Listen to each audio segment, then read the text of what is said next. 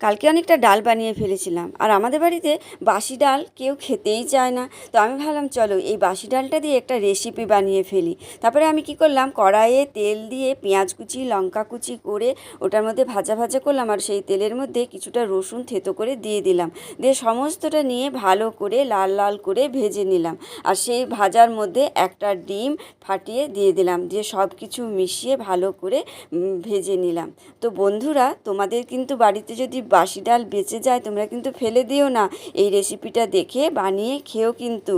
তো দেখো সমস্ত ঝুড়োটা আমার ভাজা হয়ে গেল, আর এই ভাজাটা আমি একটা প্লেটে তুলে রেখে দেব। তারপরে ওই কড়াইয়ের মধ্যে আমি ডালটা ঢেলে দেবো, আর ডালটা ফুটিয়ে ফুটিয়ে একদম শুকিয়ে নেব। আর ডালটা যখন একদম ঘন হয়ে আসবে তখন সেই ভাজাটা দিয়ে দেব।